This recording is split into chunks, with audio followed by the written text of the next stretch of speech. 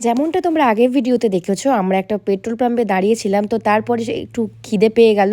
তো রাস্তায় পাওয়া যাচ্ছিল এখানকার ফেমাস দই বড়া। তো সেখান থেকে এক প্লেট দই বড়া যখন আমরা অ্যাপয়েন্টমেন্ট নিয়েছিলাম তখন আমাদের টাইম ছিল 12টা 20। তো আমাদের যেতে যেতে প্রায় 1টা বেজে গিয়েছিল। তো কী করা যাবে, ডাক্তার তো দেখাতেই হবে, তাই জন্য আমাদের অনেকক্ষণ ওয়েটও করতে হয়েছিল।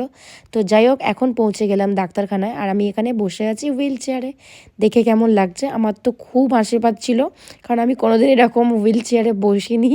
যাই হোক, আমি এখন ডাক্তার দেখাবো, আর ডাক্তার দেখাতে দেখাতে প্রায় 3টে বেজে গেছে। এখন আমরা যাব বাড়ি, আর প্রচণ্ড পরিমাণে খিদে পেয়ে গেছে, এবার খেতে যাব।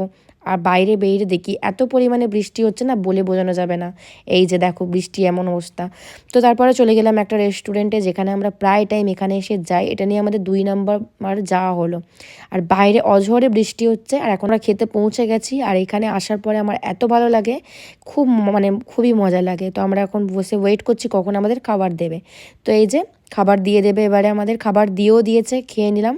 খেয়ে নেওয়ার পর আমাদের বাড়ি যাব। আর বাইরে কিন্তু প্রচুর পরিমাণে বৃষ্টি হচ্ছে, আমাদের এই বৃষ্টির মধ্যেই বাড়ি যেতে হবে। ভাগ্যিস গাড়িটা ছিল, আর কিছু ভাবছি না আমি এই মুহূর্তে খেয়ে নিই। অর্ডার দিয়েছিলাম অনেক কিছু, খাওয়া দাওয়া সেরে এবারে আমরা বাড়ি ফিরবো, দেখতেই পাচ্ছ। খেয়ে দিয়ে যেই নিচে নামলাম, আমার চোখ গেল আইসক্রিমের ওপরে। আইসক্রিম আমি খুব একটা খাই না, কিন্তু তাও বাবাই আছে, তার জন্য ওর জন্য একটু আইসক্রিম নিলাম। আর এখানে আমাকে টেস্ট করতে দিচ্ছিলো, প্রায় আমি 2-4 রকমের টেস্ট তো করে নিলাম একটা পাইনঅ্যাপেল ফ্লেভারের।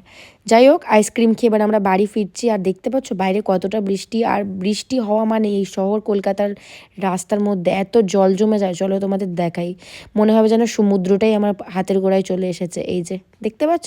তো আজকের মতন এইটুখানি, দেখা হবে নেক্সট ব্লগে, টাটা।